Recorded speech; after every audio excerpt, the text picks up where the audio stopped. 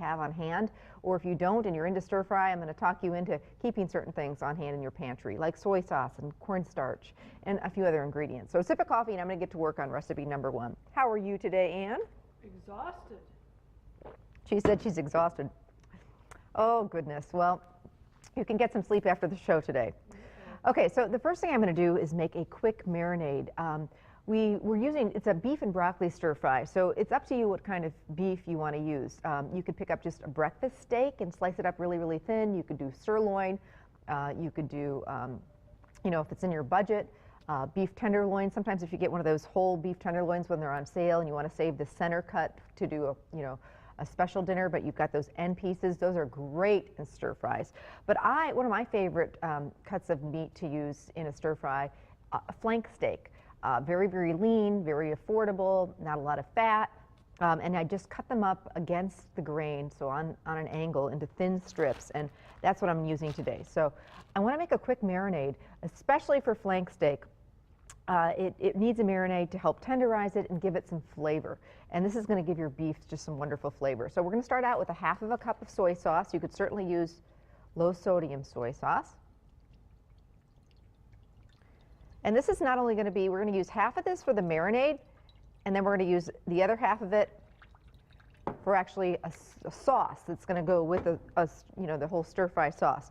So we've got the salty there. We're going to do a little bit of sweet, about 2 tablespoons of honey, and I'm just going to kind of eyeball it.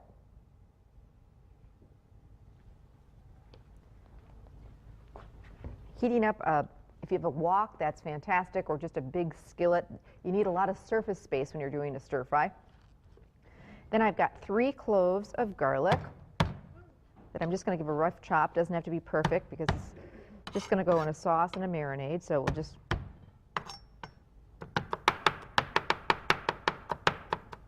boy, it sure was nice to see the sun shining over the weekend. Looks like we're in for some more snow, though. Just keeps coming. Can't remember a winter where we just had this much snow. On our drive to New Holstein yesterday, passed a bunch of snowmobilers out there really taking advantage of it, which was cool to see because the last couple of winters they haven't really been able to. All right, so in goes my garlic. You could use, if you just have jar garlic in your refrigerator, that would work fine too, even powdered garlic. And then I'm going to do a little fresh ginger. And this is going to give the stir fry such great flavor, really going to taste like something that came from a restaurant. And this is, you know, if you're not familiar with using ginger, it looks like this crazy thing, kind of scary. It's, you know, like a root, because it is a root. But anyway, basically, you take a little bit of it, a little will go a long way, and then I just peel it. So you don't have to buy that big of a piece. That happened to be a very big piece of ginger. You can buy smaller pieces, but the smell of it, there's nothing like it. Just even to drop it into boiling water, it makes a really nice ginger tea. And they say it's really good for a cold too. And digestion, Ann said. All right. I just love the smell of it and the taste of it. There's nothing like fresh ginger. Again, ginger comes, do we have a jar of it, Ann? Ginger also comes in a jar, like you'd find, you know, I was talking about jarred garlic. We go through a lot of garlic on this show. So we just, sometimes if we're in a pinch and we don't want to deal with fresh garlic, we just buy it in the jar. You find that in the produce section, and you can just take out what you need when you need it. And then the ginger as well, and it still has a lot of that same great flavor.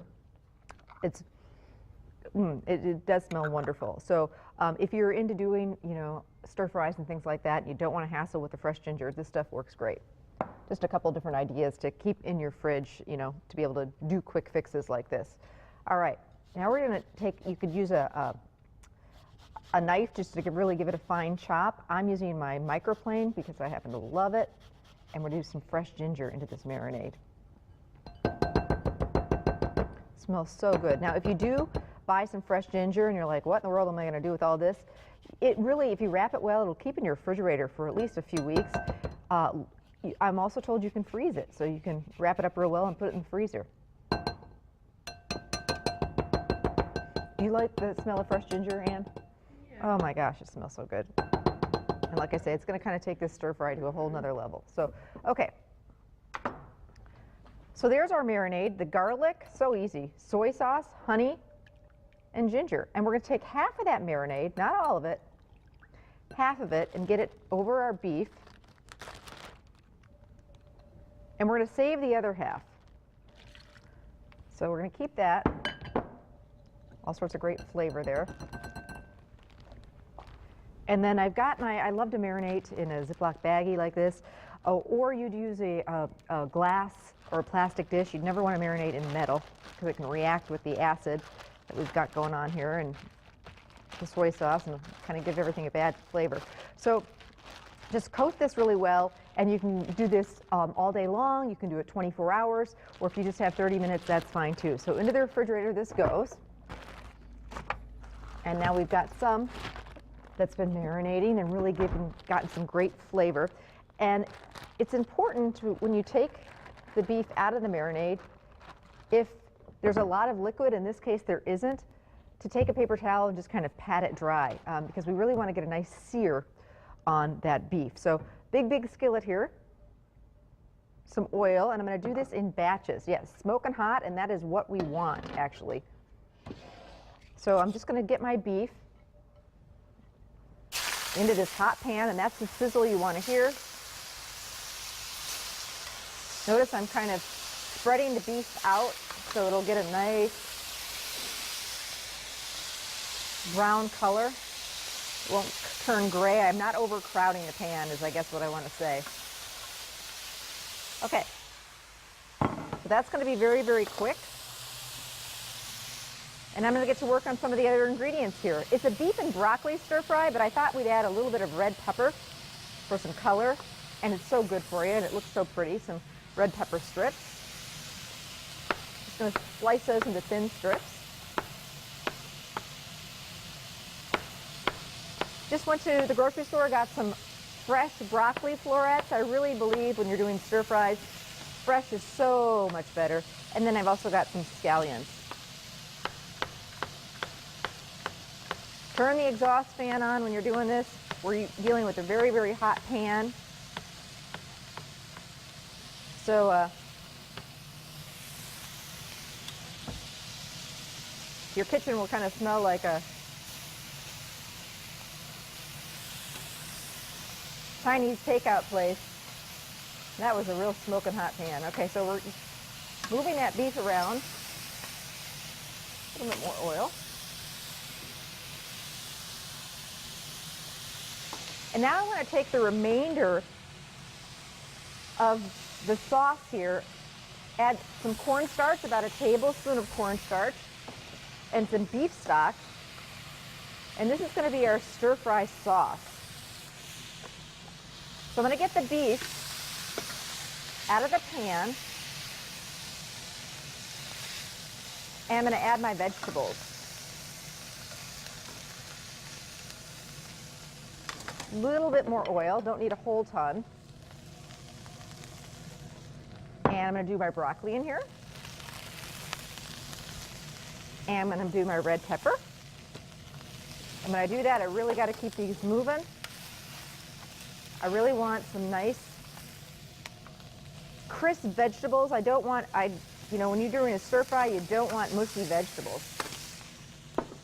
I'm going to actually add my beef back to the pan and any juices that accumulated on the plate, and then in goes my stir-fry sauce.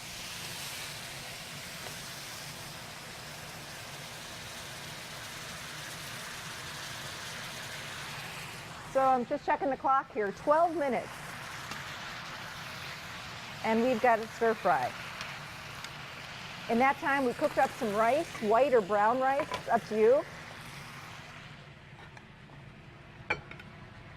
Also great over noodles, or if you're watching your carbs, you can skip that altogether.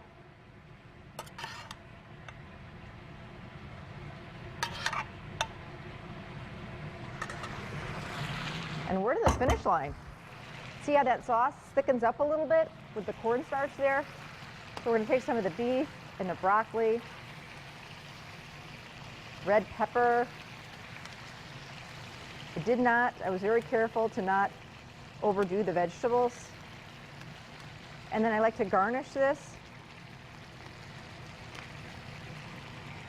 with some chopped scallions. You saw me chopping those earlier. But if you don't like those, you can leave them out. Light onion flavor, and then a little bit of sesame seeds. And there you go, beef and broccoli stir fry. How quick and easy is that? Recipes on the website. You can also pick it up at any area Festival Foods.